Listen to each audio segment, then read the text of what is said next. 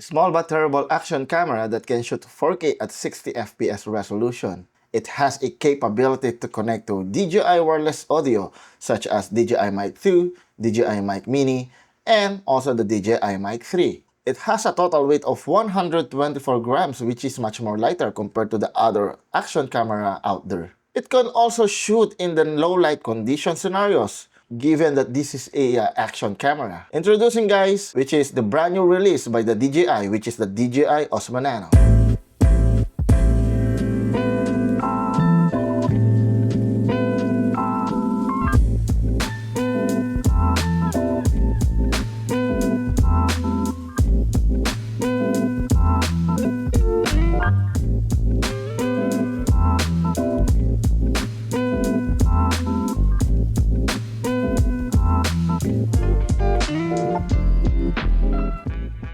Okay, before we start reviewing this camera, I just want to emphasize that this action camera or this DJI Osmo Nano was bought in my own pocket.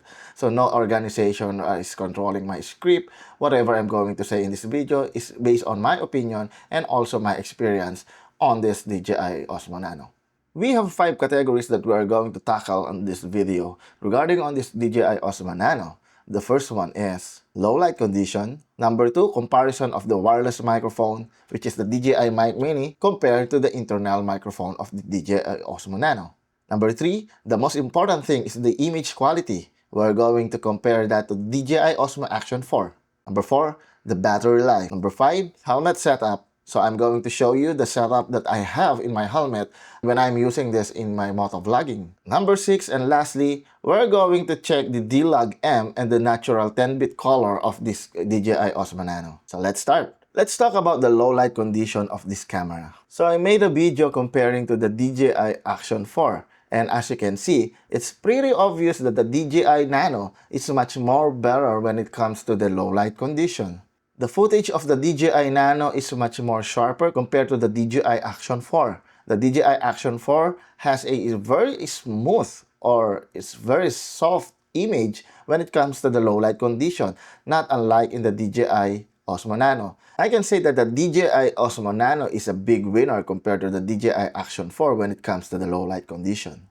Okay, next in our list is the wireless microphone connectivity and also the internal microphone of this DJI Osmo Nano. This camera has the capabilities to connect 2 wireless microphones without having the use of the receiver. You can directly connect the 2 wireless microphones to the DJI Osmo Nano.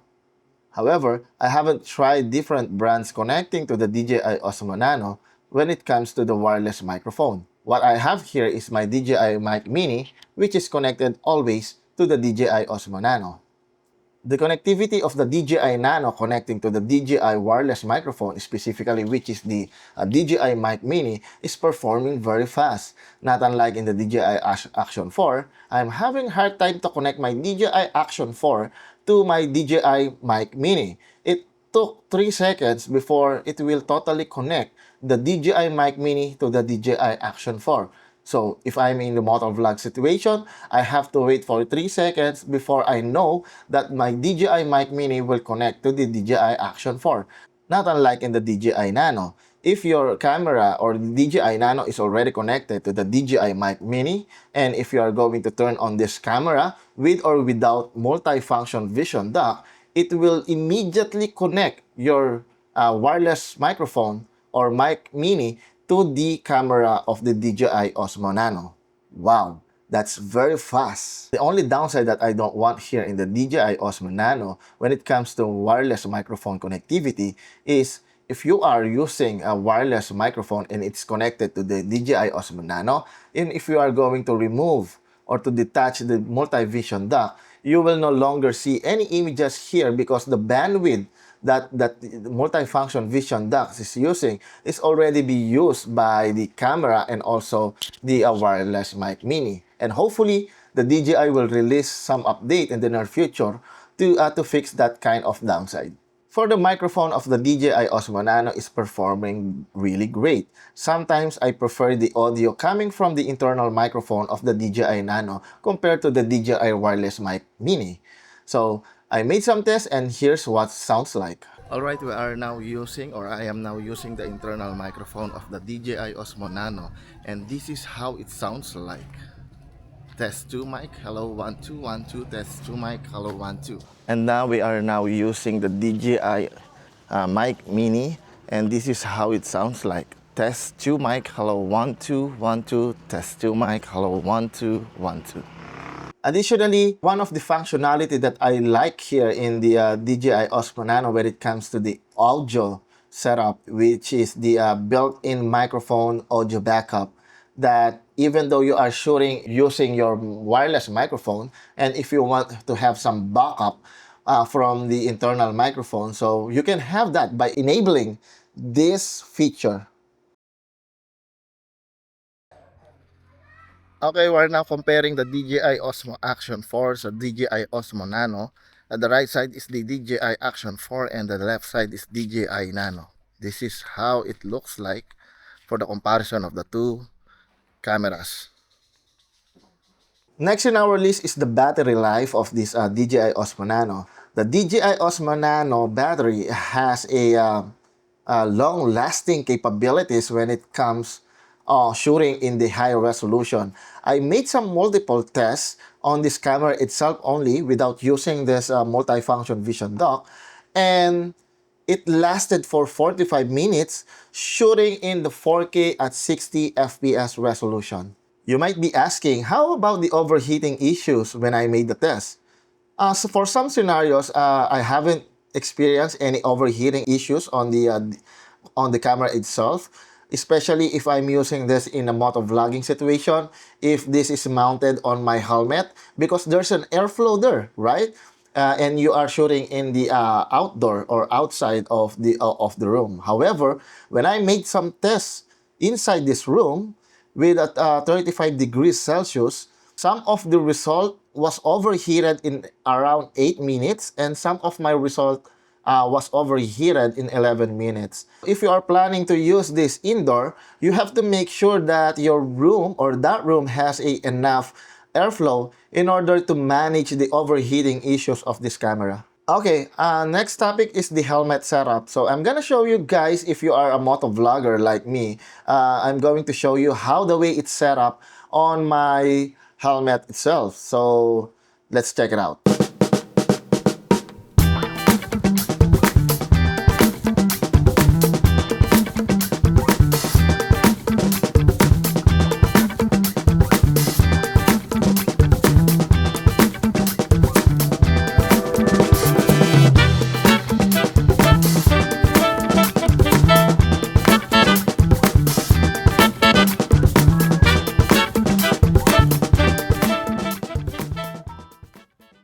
Yeah, I'm using the wireless microphone like this one, and mostly I'm attaching it in here. Yeah, something like that. And here and here. I'm going to put this magnetize here, as you can see. Yeah, that one. Then that's it.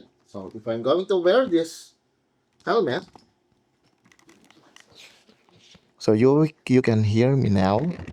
Um, you can hear me speaking on my helmet right now. Okay. And last in our list is the comparison of the D-Log M and the 10-bit standard color profile of the DJI Osmo Nano. And here's what it looks like.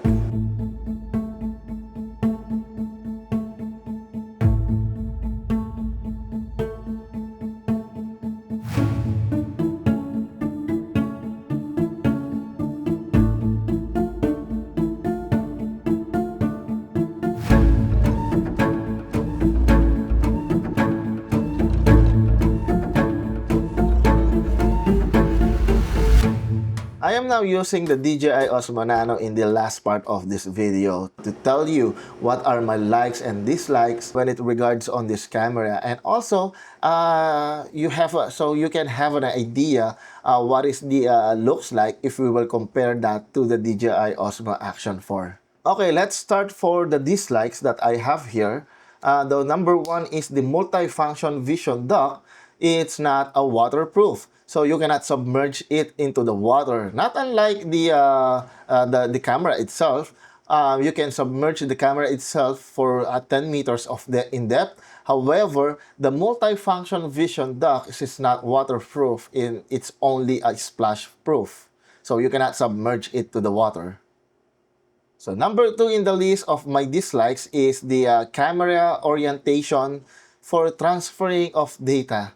So make sure that if you are going to transfer your data, even though from DJI Nano to your computer, or from the internal memory of the DJI Nano going to the memory card, you have to make sure that the camera itself is facing towards you, not facing you, because it will say that you need to change the orientation of the camera in order for you to transfer the data from your internal memory to your memory card or to your computer. Number three in the list is the overheating issues.